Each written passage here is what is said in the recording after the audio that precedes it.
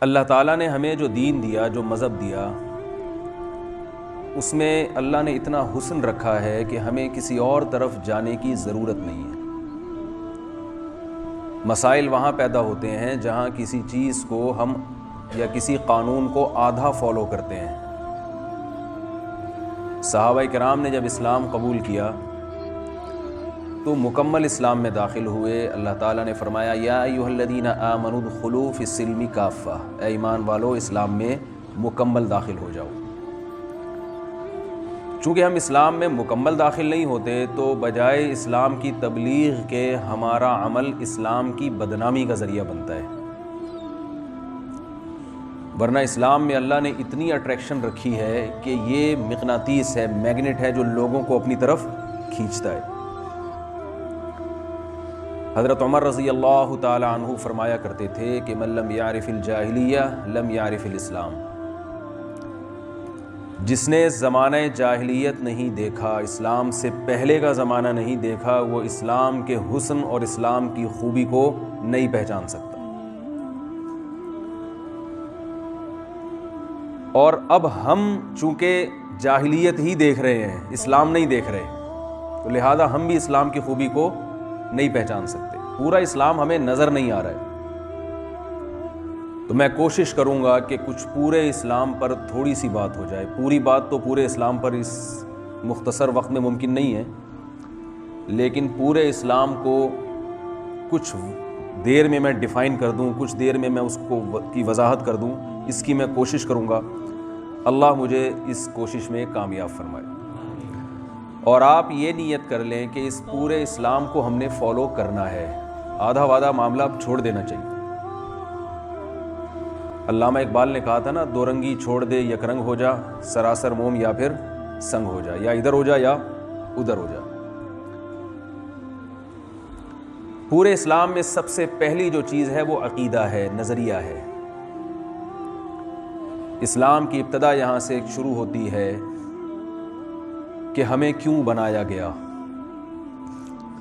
دیکھیے دنیا میں کوئی سفر ایسا نہیں ہے جس سفر کی منزل کا آپ کو پہلے سے علم نہ ہو کہ جانا کہاں ہے۔ آپ بس میں بیٹھ گئے، گاڑی میں بیٹھ گئے، ٹیکسی کرائی آپ نے۔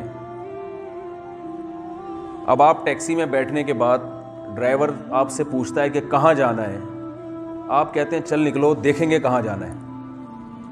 اس سے بڑا بے وقوف کوئی مسافر ہو سکتا ہے، کوئی پیسنجر ہو سکتا ہے جو بیٹھنے کے بعد فیصلہ کرے کہ جانا، جملہ کمپلیٹ کرنا پڑے گا، کہاں ہے، تاکہ میں سمجھوں کہ میرے ساتھ آپ شریک ہیں۔ تو یہ پہلے فیصلہ کیا جاتا ہے کہ منزل کہاں ہے۔ دنیا بھی ایک سفر ہے، یہ اگر سفر نہ ہوتا تو گزرتا نہیں۔ سفر کی ڈیفینیشن کیا ہے؟ گزر جائے۔ جو گزرتی نہیں ہے چیز وہ سفر نہیں ہوتی۔ ہم پیدا ہوئے تھے، ایک دفعہ کا ذکر ہے، ونس اپون اے ٹائم، پھر ہم بالغ ہوئے، بڑے ہوئے، پھر نکاح ہوتا ہے ہمارا، شادی ہوتی ہے جو اب تک تو ہو رہی ہے، اللہ کرے ہوتی رہے، ٹھیک ہے۔ جو گرل فرینڈ کا رواج معاشرے میں آہستہ آہستہ چل رہا ہے، اس سے لگ رہا ہے کہ یہ کہیں سسٹم ختم ہی نہ ہو جائے۔ تو جب آپ کی شادی ہوتی ہے تو آپ سوچا کریں، ایک دور تھا ہمارے ابا اماں کی بھی شادی ہوئی تھی، ہمارے پیرنٹس کی بھی شادی ہوئی تھی، ایک دور تھا ہمارے دادا دادی اور نانا نانی کی بھی شادی ہوئی تھی، ایک ٹائم تھا ہمارے پردادا پردادی پر نانا پر نانی کی بھی شادی ہوئی تھی، اور ایک دور تھا جب آدم علیہ السلام اور اماں حوا کی بھی شادی ہوئی تھی۔ کتنی اسپیڈ کے ساتھ، رفتار کے ساتھ یہ زمانہ گزر رہا ہے، اسے روکا نہیں جا سکتا۔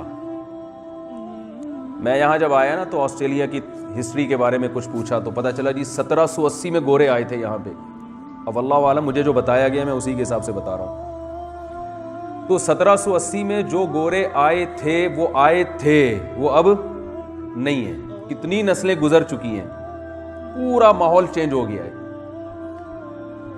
دنیا میں پیسے کے ذریعے کہا جاتا ہے کہ سب کچھ ممکن ہے، مگر وہ ٹائم جو گزر گیا اسے واپس لانا ممکن نہیں ہے۔ ایک سیکنڈ بھی جو گزر گیا وہ بھی قیامت تک واپس نہیں آ سکتا. تو یہ ایسا سفر ہے کہ یہ رکنے کا نام ہی نہیں لے رہا ہے. آپ اگر ٹیکسی میں بیٹھے ہیں اور آپ نے فیصلہ نہیں کیا کہ میں نے جانا کہاں ہے, تو آپ ڈرائیور کو روک دیتے ہیں تھوڑی دیر کے لیے, یار میں ذرا کنفیوز ہوں, میں نے جانا کہاں ہے. میں انڈا موڑ کی مثال تو دے نہیں سکتا, بہت سے لوگوں کی سمجھ میں نہیں آئے گی. تو آپ جو ہے گاڑی میں بیٹھنے کے بعد کنفیوز ہے کہ یار میں بھول گیا کہاں جانا ہے, تو آپ ڈرائیور کو روک لیں گے, یار تھوڑا گاڑی سائڈ پہ لگاؤ, میں سوچوں میں نے جانا کہاں ہے. وہاں آپ روک سکتے ہیں اس سفر کو, اس کے باوجود آپ پہلے طے کرتے ہیں کہ جانا کہاں ہے. دنیا کا جو سفر ہے اسے روکنا آپ کے بس میں نہیں ہے, لیکن اس سفر کی منزل کا اگر آپ کو معلوم ہی نہیں ہے تو آپ بتاؤ پھر جس شخص کو یہ معلوم نہیں ہے اس سے بڑا بے وقوف کوئی ہو سکتا ہے کیا؟ اس کو پتہ ہی نہیں ہے کہ یہ زندگی کی گاڑی جا کہاں رہی ہے. سفر میں جو چیزیں ہماری ضرورت تھیں ان کو منزل بنا لیا گیا ہے. ایک آدمی سفر کر رہا ہو, اسے سفر میں ضرورت ہوتی ہے, گرمی لگ رہی ہے تو ایئر کنڈیشن کی ضرورت ہے, پانی کی ضرورت ہے, واش روم کی ضرورت پڑتی ہے راستے میں. اب اسے منزل کا پتہ نہیں ہے تو اس سے لوگ پوچھ رہے ہیں کہ یار اس ٹیکسی میں, اس جہاز میں, اس کار میں, اس بس میں کیوں بیٹھے ہو؟ تو وہ کہے واش روم جانے کے لیے بیٹھا ہوں, وہ کہے بھائی ٹھنڈا پانی پینے کے لیے بیٹھا ہوں, کہے کولڈ ڈرنک پینے کے لیے بیٹھا ہوں, کیونکہ یہاں یہ سب چیزیں مجھے مل جاتی ہیں آسانی کے ساتھ, مجھے یہ نرم سیٹ ملی ہوئی ہے, اس پہ ٹیک لگانے کے لیے یہاں بیٹھا ہوں میں. کتنی بے وقوفی اور حماقت کی بات ہوگی کہ نہیں ہوگی؟ اگر ہوگی تو بول دیں کہ ہوگی. تو جب ہم اس دنیا کی زندگی میں سفر کرتے ہیں تو ہمیں گھر بھی چاہیے, ہمیں خوراک بھی چاہیے, ہمیں سواری کے لیے گاڑی بھی چاہیے. تو جس کے پاس کوئی منزل نہیں ہوتی, جس کا کوئی ہدف نہیں ہوتا, جس کا کوئی ویژن نہیں ہوتا, وہ انہی چیزوں کو جو ضرورت تھی انہی کو کیا بنا لیتا ہے؟ ہدف بنا لیتا ہے, انہی کو منزل بنا لیتا ہے. اور آپ کو پتا ہے کہ سفر جب ختم ہوتا ہے تو اپنی تمام تر لوازمات کے ساتھ ختم ہوتا ہے. وہ اگر آپ نے سفر میں اس سیٹ کو منزل بنا لیا کہ بڑی مزیدار نرم سیٹ ہے, یا اس ایئر کنڈیشن کو آپ نے منزل بنا لیا کہ یار یہ بٹن تیز کرتا ہوں تو زیادہ ٹھنڈی ہوا آتی ہے اور لو کرتا ہوں تو میرے حساب سے ٹیمپریچر کو میں مینٹین کرتا ہوں, ایسا زبردست سفر ہے, لہذا یہی میری مقصد حیات یہی ہے. تو جب سفر ختم ہوگا اس کے حیات کا مقصد بھی ختم ہو جائے گا. اس سے بڑی ناکامی دنیا میں کوئی ہو سکتی ہے کہ آپ نے جس چیز کو منزل بنایا تھا وہی آپ سے چھن جائے.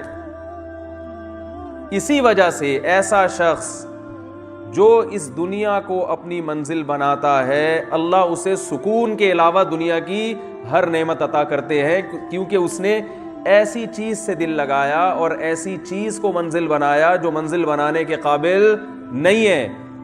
تو یہ واحد اسلام ہے جو ہمیں گائیڈ کرتا ہے اور ہمیں اس سوال کا جواب دیتا ہے کہ ہمیں اللہ نے دنیا کے اس سفر میں کیوں بھیجا, ہم کیوں پیدا کیے گئے, ہم کیوں اس دنیا میں آئے اور پھر اس دنیا سے چلے جاتے ہیں, یہ کیوں. تو یہ سب سے پہلا اس بارے میں آپ کو اپنا کانسیپٹ کلیئر کرنا پڑے گا, پھر اس حساب سے آپ کو سفر کرنا پڑے گا, ورنہ آپ کا سفر آپ کی خواہشات کے تابع ہو جائے گا. گاڑی میں بیٹھنے سے پہلے طے کیا جاتا ہے نا کہاں جانا ہے, اور جہاں جانا ہے پھر ڈائریکشن اسی حساب سے ہوتی ہے کہ نہیں ہوتی. بھائی گوگل میپ پہ آپ جہاں آپ نے جانا ہے اس علاقے کا نام پہلے ڈالتے ہیں, گوگل میپ گائیڈ آپ کو بعد میں کرتا ہے, پھر بتاتا ہے یہ ڈائریکشن ہے, پھر لیفٹ پھر رائٹ, ایسا ہی ہے نا.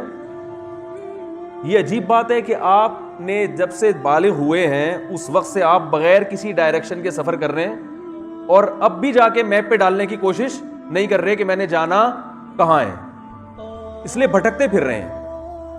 اسی وجہ سے اللہ نے ان لوگوں کے لیے جن کی کوئی منزل نہیں ہے, جنہیں پتہ ہی نہیں ہے کہ ہم کیوں بنائے گئے, ان کی اللہ نے قرآن میں ایک عجیب مثال دی ہے اور بڑی شاندار مثال دی ہے. قرآن میں اللہ نے فرمایا او کظلمات فی بحر لجی یغشاہ موج من فوقہ موج من فوقہ سحاب ظلمات بعضها فوق بعض اذا اخرج یدہ لم یکد یراہا. اللہ نے فرمایا کہ جس کا آخرت پر ایمان نہیں ہے, جس کے پاس گائیڈنس نہیں ہے قرآن کی, کیونکہ قرآن کے علاوہ آپ کو کوئی گائیڈ کرتا ہی نہیں ہے, قرآن کے علاوہ آپ کو کوئی بتاتا ہی نہیں ہے کہ آپ کا ہدف کیا ہے, آپ کی منزل کیا ہے. یہ نہ آپ کو فزکس کی کتاب بتائے گی، نہ کیمسٹری میں پتہ چلے گا، نہ آپ کو بایولوجی بتائے گی. کوئی دنیا کی یونیورسٹی، کوئی دنیا کی بک ایسی نہیں ہے جو آپ کو بتائے کہ آپ کو پیدا کیوں کیا گیا ہے. کوئی ہے بتائیں، کوئی کتاب ہے دنیا میں؟ کوئی بھی کتاب نہیں ہے. تو اللہ فرماتے ہیں جس کے پاس اس سوال کا جواب نہیں ہے کہ ہمیں کیوں بنایا گیا، جس کے پاس اس سوال کا جواب نہیں ہے، اس کی اللہ نے مثال دی ہے کہ ایک شخص سمندر کی تہ میں، اندھیرا ہوتا ہے نا سمندر کی بہت زیادہ گہرائی میں، اور سمندر بھی ایسا جو گہرا، اور سمندر کے اوپر لہریں، لہروں کے اوپر لہریں، اور پھر اس کے اوپر اندھیرے، یعنی رات کا وقت ہے، سورج اور چاند اور ستاروں کی روشنی بھی نہیں پہنچ رہی، اور ظلمات بعضها فوق بعض. قرآن نے مثال دی ہے کہ جیسے اندھیروں کے اوپر اندھیرے چڑھے ہوئے ہیں، اتنا گھپ اندھیرا. اس اندھیرے میں اذا اخرج یدہ لم یکد یراہا، ایک شخص اگر اپنا ہاتھ نکال کے دیکھنے کی کوشش کرتا ہے تو وہ بھی اسے نظر نہیں آتا. ہاتھ کی مثال اس لیے دی ہے، جس کی قریب کی نظر کمزور ہوتی ہے وہ اپنے ہاتھ کو بآسانی دور کر لیتا ہے، جس کی دور کی نظر کمزور ہوتی ہے وہ ہاتھ کو بآسانی قریب کر لیتا ہے. تو اللہ فرماتے ہیں ہاتھ نظر آنا تو دور کی بات، لم یکد، جو عربی جانتے ہیں انہیں اس آیت کا ترجمہ معلوم ہے، لم یکد یراہا، اس بات کا امکان ہی نہیں ہے کہ اپنے ہاتھ کو بھی دیکھ لے. اتنے اندھیروں میں کوئی شخص کھڑا ہوا ہو تو آپ بتائیں اسے کیسے پتا چلے گا کہ میں نے جانا کس طرف ہے، اور اس کی قسم پرسی کا عالم اور حیرانگی کا عالم کیا ہوگا، وہ کس قدر اسٹریس اور ڈپریشن میں ہوگا، اسے پتہ ہی نہیں ہے کہ جانا کہاں ہے. تو جس کے پاس گائیڈنس نہیں ہے، جسے یہی نہیں پتا کہ مجھے کیوں بنایا گیا، اس کی مثال بالکل ایسے ہوتی ہے. اسے پتہ ہی نہیں ہے کہ میں نے جانا کہاں ہے. تبھی آپ دیکھیں ٹینشن، اسٹریس، ہر دوسرا آدمی ڈپریشن کی گولیاں کھا رہا ہے، پریشان ہے وہ. ابھی کورونا وائرس سے وائرس نے اتنا پریشان نہیں کیا جتنا وائرس کے خوف نے پریشان کر دیا ہے. بھائی مر جائیں گے نا زیادہ سے زیادہ، یہی ہوگا نا. تو 2.5-3 لاکھ لوگ تو ویسے ہی مر جاتے ہیں دنیا میں. اللہ نہ کرے کوئی مرے، اللہ سب کو حیات اور زندگی دے. لیکن وجہ کیا ہے کہ جو سفر تھا اسی کو کیا بنا لیا اصل. اب اسٹاپ کے آنے سے ڈر رہے ہیں بھائی. آپ ٹرین میں جا رہے ہیں، اسٹیشن آنے سے ڈر رہے ہیں کہ یار اترنا نہ پڑ جائے کہیں. رخل میں سمجھا نہیں پا رہا اپنی بات. آپ جہاز میں جا رہے ہیں، جہاز کے لینڈ کرنے سے ڈر رہے ہیں کہ یار اتر نہ جائے. تو لینڈنگ سے تو خوشی ہوتی ہے نا بھائی، کیا خیال ہے؟ جب اسٹاپ آتا ہے بس کا تو خوشی ہوتی ہے. یہاں کیا ہو رہا ہے، بس میں سفر کر رہے ہیں، ڈر اس بات کا ہے کہ کہیں اسٹاپ نہ آ جائے. W11 تو سنا ہوگا آپ لوگوں نے. W11 میں بیٹھے ہوئے ہیں اور ڈر اس بات کا ہے کہ کنڈکٹر اتار نہ دے. تو بھائی وہ تو بیٹھے ہی اترنے کے لیے تھے، اس میں رہنے کے لیے تھوڑی. ڈرائیور ہے جو بیچارہ مجبوری میں بیٹھا ہوا ہے، باقی تو سارے اتر جاتے ہیں، اور جب اترتے ہیں تو خوش ہوتے ہیں.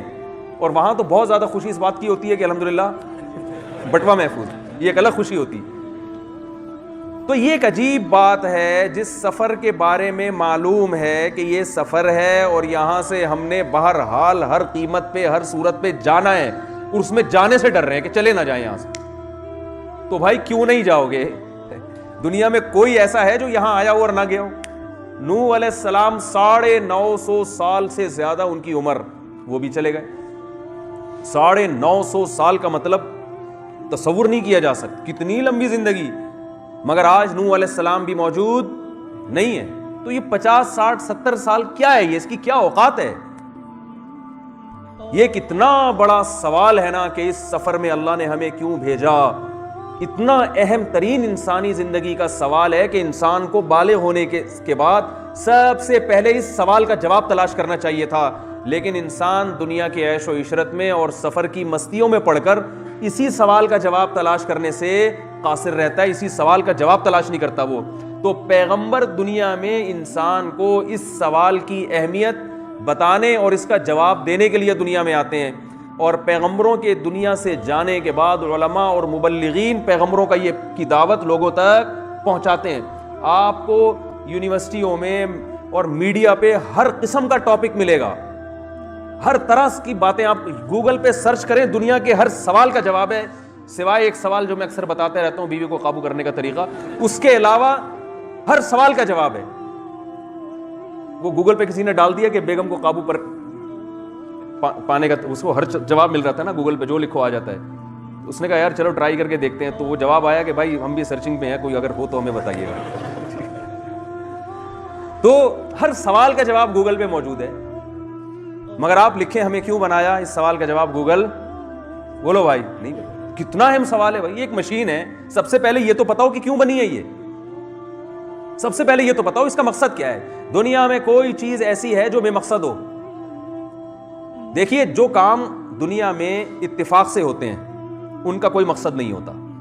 میں اگر بیان کر رہا ہوں اور میرے یہاں کوئی شیشے کا گلاس ہو اور اتفاق سے میرا ہاتھ اس گلاس پہ لگے اور وہ گلاس گر کے ٹوٹ جائے, آپ پوچھیں گے مفتی صاحب آپ کو ہم نے سڈنی بیان کے لیے بلایا تھا, گلاس توڑنے کے لیے بولے نا بھائی, نہیں بلایا, تو آپ نے گلاس کیوں توڑا؟